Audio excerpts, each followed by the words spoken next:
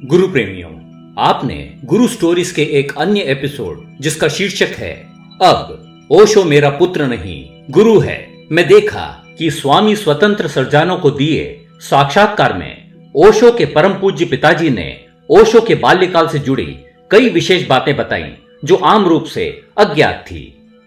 गुरु प्रेमियों, जहां तक रिकॉर्ड का प्रश्न है, यह ओशो के पूज्य पिताजी का एकमात्र साक्षात्कार है जो हम गुरु स्टोरीज के माध्यम से उपलब्ध करा सके हैं। अगर आपने यह एपिसोड नहीं देखा है तो अवश्य देखें। अब आज की गुरु स्टोरी। स्वामी स्वतंत्र सरजानो कहते हैं कि पूज्य पिताजी के साक्षात्कार ने उन पर गहरा प्रभाव डाला। ओशो जैसे विश्वविख्यात सद्गुरु के माता पिता इतने सरल हो सकते हैं, यह अपने आप में विशेष बात थी। इस साक्षात्कार के पश्चात स्वामी जी की इच्छा थी कि हो सके तो ओशो की पूज्य माताजी माता अमृत सरस्वती से भी साक्षात्कार कर पाएं तो बड़े सौभाग्य की बात होगी। गुरु कृपा से सहयोग बना तो उनकी खुशी का ठिकाना न रहा। पहला मौका मिलते ही वह उनके निवास स्थान पर पहुंच गए। ओशो के माता पिता पूना आश्रम में ही रहते थे, जहां उनके रहने की व्यवस्था की गई थी। उनके छोटे से मकान में खाना बनाने की व्यवस्था भी की गई थी। ओशो के माता पिता गादरवारा से सीधे पूना आए थे, साथ ही गांव की महक भी साथ लाए थे। शाम होते ही दद्दाजी कीर्तन करते थे और मां भोजन तैयार करती। ऐसे में कई सन्यासी उनके निवास स्थान पर पहुंच जाते और पूरे जोश के साथ कीर्तन में हिस्सा लेते। कीर्तन के पश्चात प्रसाद ग्रहण कर वे अपने काम पर निकल पड़ते। स्वामी स्वतंत्र शाम के वक्त पहुंच गए। प्रसाद ग्रहण करने के पश्चात वे माता की प्रतीक्षा करने लगे। इसी दौरान वे माताजी को निहार रहे थे। माता अमृत सरस्वती सन्यासियों को प्रसाद बांट रही थी। इतनी करुणा, इतना अपनापन, आखिर वह पूज्य ओशो की माताजी जो थी। थोड़ी देर में माताजी आ गई। प्रथम दृष्टया दद्दाजी की ही तरह वह अत्यंत सरल और सहज मालूम पड़ी। स्वामी स्वतंत्र कहते हैं कि माताजी को देखकर यह कल्पना करना आसान था कि प्रभु यीशु की माताजी मदर मैरी कैसी रही होंगी। माताजी सिर्फ हिंदी बोलती थी और स्वामी स्वतंत्र इटालियन और अंग्रेजी बोलते थे। ऐसे में वे नहीं चाहते थे कि माताजी को किसी प्रकार की तकलीफ हो, इसीलिए हालांकि एक अनुवादक की व्यवस्था कर दी गई। माताजी ने जो कहा और जैसा कहा उसे स्वामी जी ने रिकॉर्ड कर लिया। स्वामी स्वतंत्र कहते हैं कि इसीलिए हो सकता है कि आपको यह साक्षात्कार इंटरव्यू फॉर्मेट में न लगे। माताजी प्रश्नों के जवाब और इसके अलावा कई अन्य बातें कहती गई जिनका संबंध सीधे प्रश्न से नहीं था। फिर भी मैं माताजी को प्रश्नों से ज्यादा परेशान नहीं करना चाहता था। वैसे भी प्रश्नों का क्या मूल्य जब माताजी स्वयं ही कुछ कहना चाह रही हो।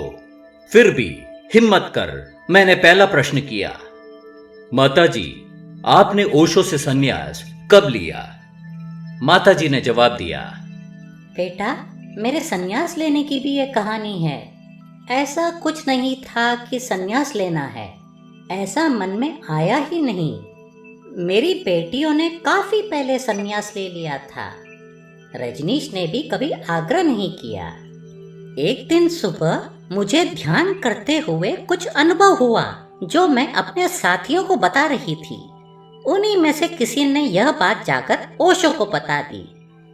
गुरु प्रेमियों, हालांकि माताजी ने इस साक्षात्कार में अपने उस अनुभव के विषय पर ज्यादा कुछ नहीं कहा।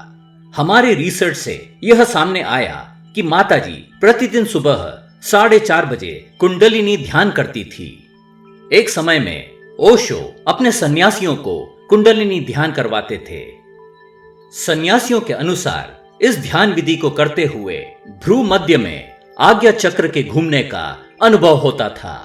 साथ ही पूरे शरीर में ऊर्जा का प्रवाह होता था।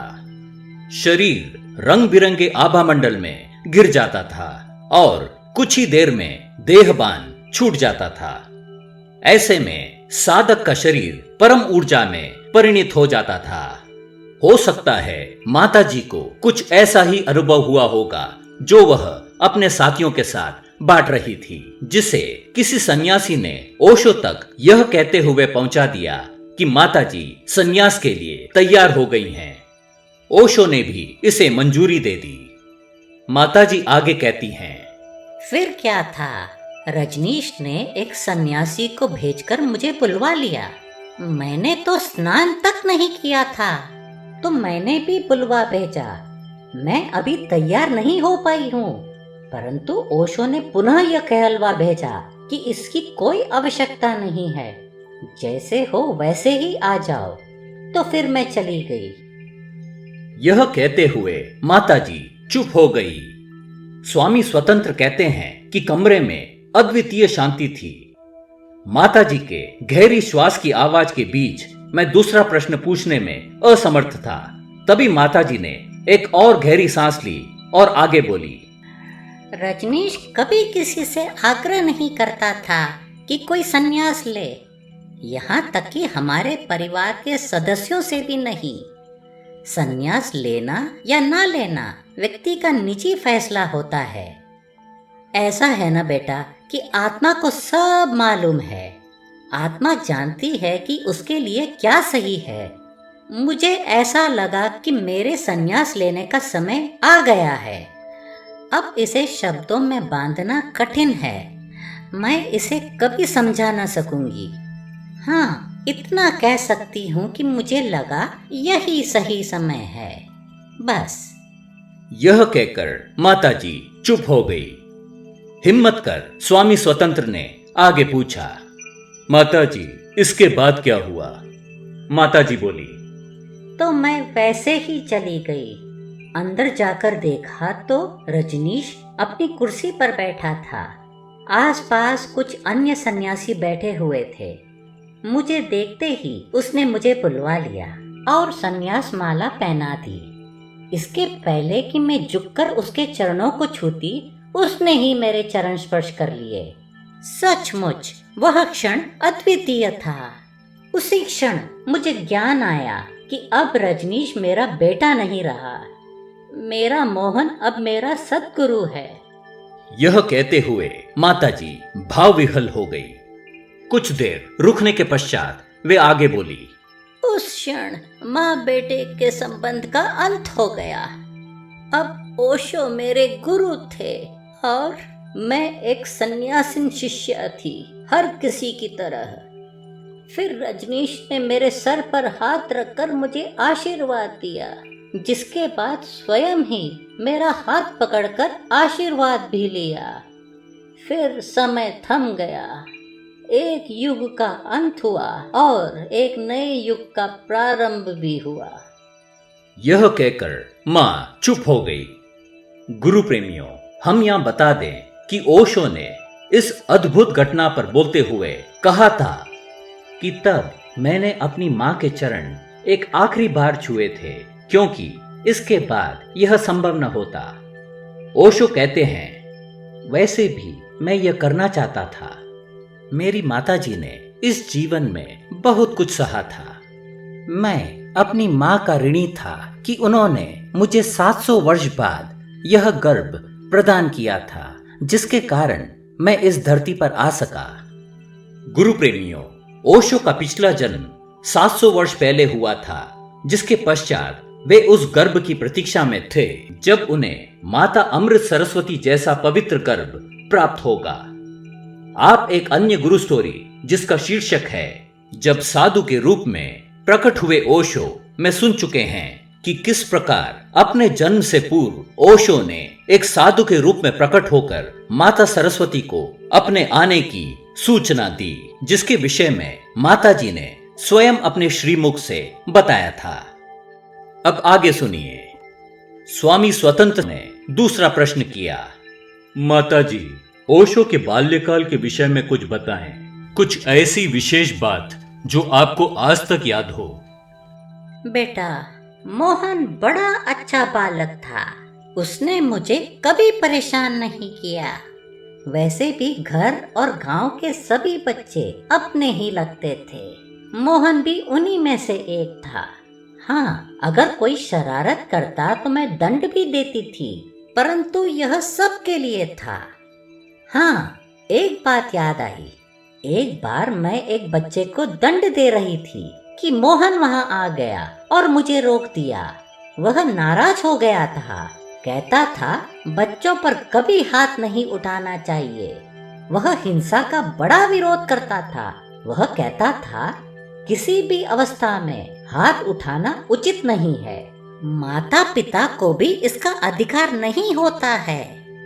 यह कहते हुए माता पुरानी यादों में खो गई। कमरे में शांति छा गई। स्वामी स्वतंत्र भी शांत रहे। कुछ देर बाद माता आगे बोली, बेटा, आज भी कभी कभी मुझे ओशो में अपना पुत्र दिखाई पड़ता है।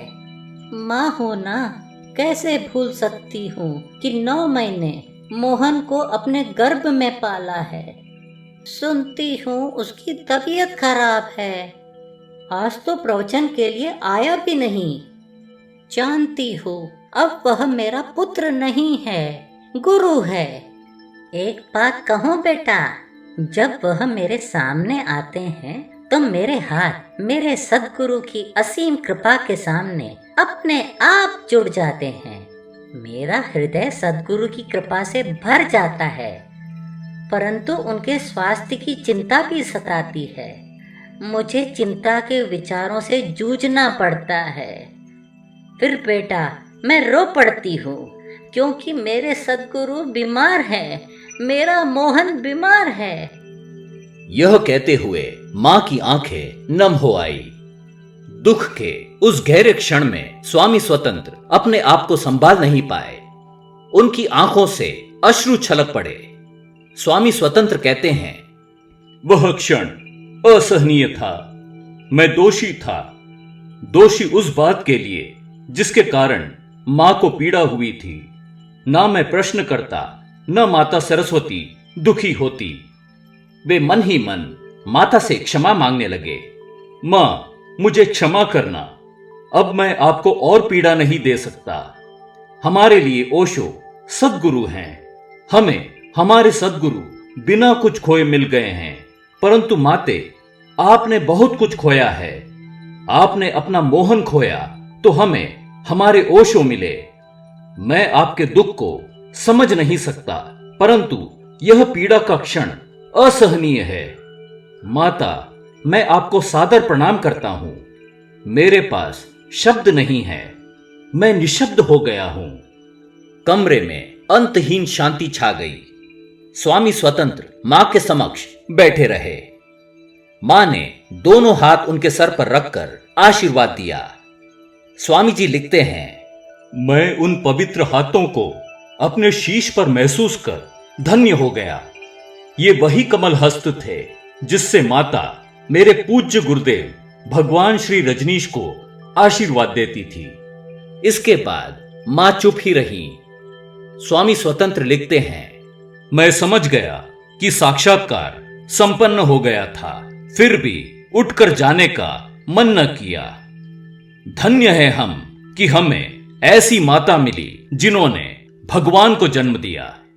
इसके साथ ही स्वामी स्वतंत्र इस साक्षात्कार का अंत करते हैं। गुरु प्रेमियों, यह ओशो की माता जी परम पूज्य माता अमृत सरस्वती का एकमात्र साक्षात्कार है जिसे हम आपके समक्ष लाए हैं। गुरु प्रेमियों, हम आप तक सद्गुरु ओशो के अनसुने किस्से एवं पहलुओं को लाने के लिए पूरा परिश्रम करते हैं, जिसके लिए हम ओशो की किताबें, प्रवचन, लेख एवं ओशो सन्यासियों के साक्षात्कार का अध्ययन करते हैं। अगर आपको आज की गुरु स्टोरी अच्छी लगी है तो कृपया लाइक करें, सब्सक्राइब करें और बेल आइकॉन को अवश्य दबाएं ताकि आपको वीडियो अपलोड होने की जानकारी मिल सके। आपका दिन मंगलमय गुजरे, इसी मनोकामना के साथ हमारा प्रणाम स्वीकार करें। धन्यवाद।